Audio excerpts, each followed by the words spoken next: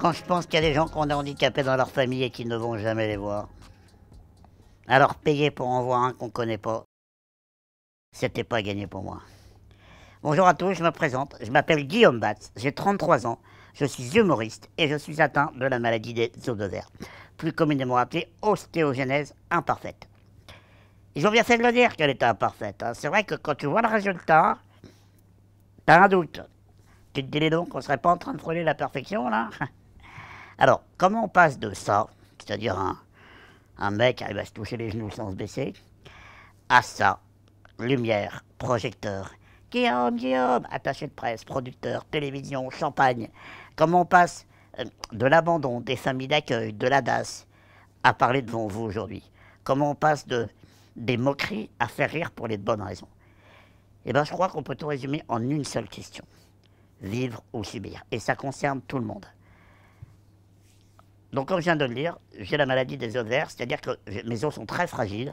C'est une maladie génétique et je suis né avec 27 fractures, ce qui fait de moi le champion national de fractures postnatales. Pouponnière, centre d'accueil, puis 3 familles d'accueil. Voilà donc mon parcours familial. Je nais, je grandis du mieux possible, sans père ni mère. Ça va à peu près, puis les choses quand même se compliquent grandement quand arrive le jour où tu dois rentrer dans le système scolaire. La douleur physique qu'on s'y fait, elle fait partie de moi, je veux dire, je vis avec, je la perçois même plus en tant que douleur. C'est une forme de colocation en fait. En revanche, être rejeté à cause de ce que tu es, ça c'est autre chose. La douleur humaine, la douleur morale, ça c'est beaucoup plus violent. Le regard de l'autre, ça fait mal. Surtout quand tu es jeune et que tu n'y es pas préparé. Ce jugement injuste que tu ne comprends pas, que tu ne comprendras jamais d'ailleurs. Quand au quotidien on t'appelle le tordu, Quasimodo, Frankenstein, c'est parfois dur de comprendre. Alors, t'avances dans la vie en te demandant si tu as ta place, si tu es quelqu'un. Et avec le temps, le fait de ne pas être respecté, d'être humilié, tu finis par te dire bah ils ont raison. Eux ils sont ensemble, moi je suis tout seul. Donc c'est vrai, je suis pas normal. Et j'aimerais qu'on s'arrête 2 minutes sur cette phrase. Je ne suis pas normal. Avec mon regard d'adulte, de personne qui a réussi, qui est sortie de cette spirale, je peux vous dire une chose. C'est exactement à cet instant-là qu'il faut se défendre et qu'il faut se battre. C'est quand tu commences à trouver que la vision que les gens ont de toi, elle est juste. Là, c'est dangereux. Et à partir de là, j'ai compris deux choses. Que j'avais 2 choix finalement qui s'imposaient à moi. Soit je subis, je m'écarte, je m'écrase, je disparais. Soit je vis, je m'impose, je parle plus fort que les autres. À l'époque, ma famille d'accueil de l'époque me demande de choisir une activité extrascolaire. Je choisis le théâtre. Et à 12 ans, moi voilà donc dans un cours de théâtre associatif avec d'autres élèves de mon âge et une prof géniale, que nous appellerons Gandalf, par respect pour son anonymat et parce que physiquement, elle lui ressemblait vachement. Et Gandalf me traite dès le début comme tout le monde. Pas d'isolement, pas de peur, pas d'exercices spéciaux, pas de mets-toi à côté de moi comme pour me protéger des autres. Et surtout, pas de traitement de faveur ni de passe-droit. Et c'est cette attitude-là qui a rapidement déteint sur les autres enfants, qui se sont petit à petit comportés comme elle. La magie a opéré. Sacré Gandalf. Elle a regardé le mépris, les méchancetés, et elle leur a dit « Vous ne passerez pas !» Si j'étais malheureux avant, c'était à cause des autres. Si je me suis senti mieux ensuite, c'était grâce aux autres. Voilà typiquement le genre de phrases que l'on dit au quotidien et qui nous mettent, sans s'en rendre compte, dans la position de quelqu'un qui subit. En permanence, on cherche des raisons extérieures à ce qui nous arrive de mal et pire, on cherche des raisons extérieures à ce qui nous arrive de bien. Et là, j'ai compris une chose très simple. Si je ne vais pas vers les gens ne viennent pas vers moi.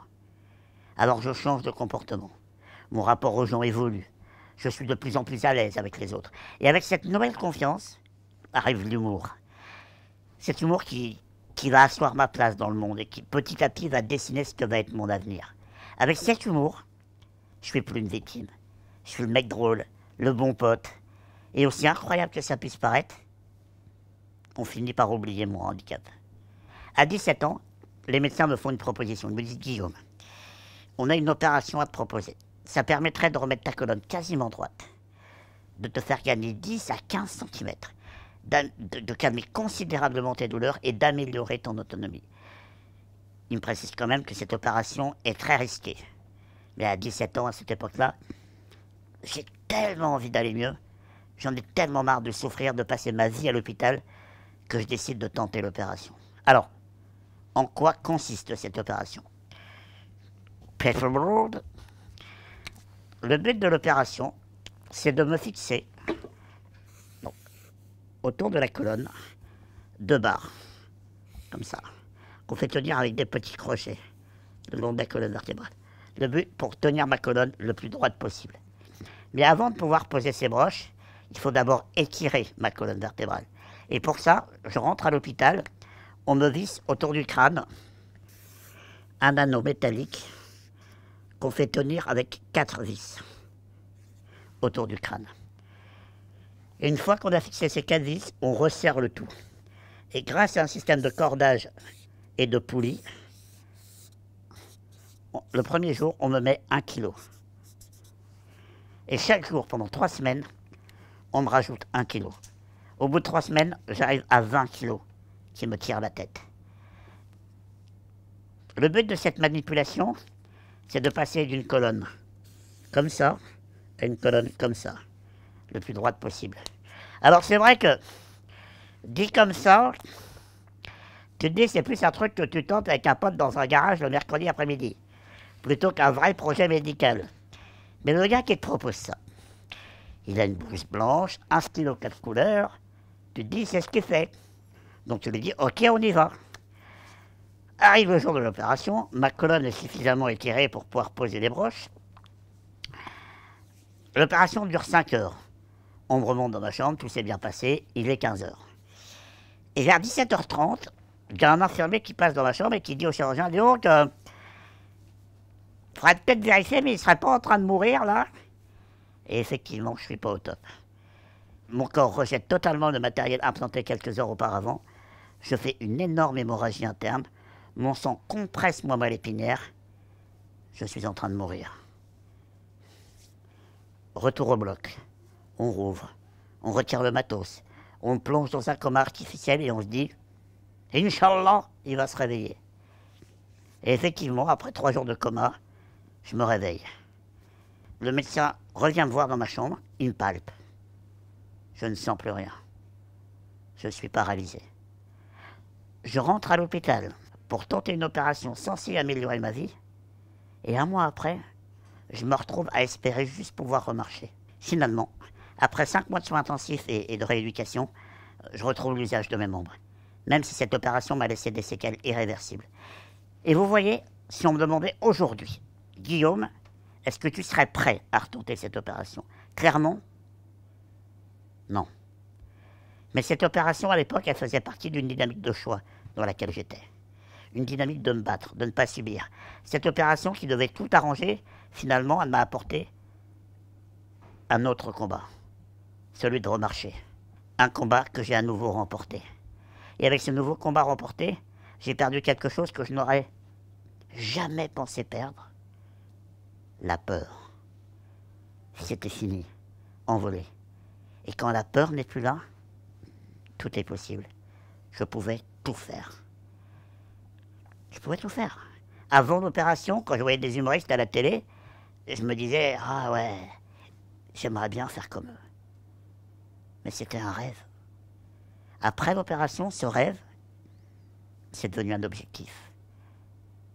Et là, je me mets à écrire mes premiers sketchs, mes premières vannes. Bon, on va pas se mentir, c'était de la merde. Hein. On va pas, c'était nul, c'était à chier. Mais voilà, donc du coup, je réécris, je peaufine, ça reste de la merde. Et après avoir écrit suffisamment de merde, je trouve que j'ai un truc suffisamment potable pour monter sur scène. Monter sur scène. J'étais pas serein. Mais qu'est-ce qui pouvait m'arriver de plus que je n'avais pas déjà subi? Me faire juger, insulter, humilier? Alors j'enchaîne les plateaux, je réécris, je retravaille, je continue de peaufiner, jusqu'à un énième plateau d'humour, le Field, qui lui sera filmé et diffusé sur Internet. Ça va provoquer mon premier buzz. Ça va générer des millions de vues, des milliers de partages. Et ce qui est drôle, c'est que j'ai revu ce sketch il n'y a pas si longtemps que ça, et je comprends pas l'engouement. Vraiment. C'était très, très mauvais. Ah, c'était nul. Mais voilà, en tout cas, c'était nul, mais j'ai continué d'avancer. Les producteurs commencent à arriver. C'est pas les meilleurs. Ils me promettent Las Vegas, j'aurai Dunkerque. Bon, mais ça avance. De là, je fais mes premières télés. Dont on ne demande qu'à en rire. Tout se passe très bien. Je rencontre Jérémy Ferrari, avec qui j'écris mon premier spectacle. Et là, tout s'enchaîne. Spectacle, télévision, tournée, festival. Et vous savez ce que ce succès m'a apporté? Ça m'a pas rendu millionnaire. Ça m'a pas guéri. Ça m'a juste rendu fier et ça m'a apporté quelque chose de vital. Chaque combat que j'ai mené dans la vie, je l'ai vu comme une finalité. Or, la plus grande difficulté de ma vie, c'était pas de survivre, c'était pas de m'accepter, c'était pas de réussir dans ce métier, non. C'était tout simplement de m'aimer. Et vous savez ce qui est le plus beau, c'est que ce nouveau combat mené, je n'ai même pas eu l'impression de le mener. C'est ça qui est fort. Dans la vie, c'est comme ça. Parfois, on traverse des périodes très difficiles où on a des problèmes de santé, d'argent, de famille, de cœur. Et parfois, on a l'impression qu'on ne s'en sortira jamais. On ne voit pas le bout du tunnel. Et si on est plus fragile que d'autres, on pense même au pire. On a envie que tout ça s'arrête. On a envie d'en finir. J'aimerais que dans ces moments-là, vous puissiez imaginer devant vous une boîte vide, dans laquelle vous puissiez mettre toutes ces choses qui vous font du mal, qui vous nuisent, qui vous abîment, qui vous détruisent. Fermez cette boîte et oubliez-la à tout jamais. Alors vous allez me dire, t'es marrant Guillaume. Tout ça c'est des mots, c'est plus facile à dire qu'à faire. Je sais. Mais si vous y arrivez, concentrez-vous uniquement sur les choses positives de la vie. Ça peut être n'importe quoi. Un goût, un souvenir, un parfum, un événement. Peu importe, qui vous fait du bien. Mais j'aimerais juste qu'à cet instant, vous puissiez vous poser une seule question. Finalement, elle n'est pas belle la vie? Alors je le dis haut et fort. Soyez fiers de qui vous êtes.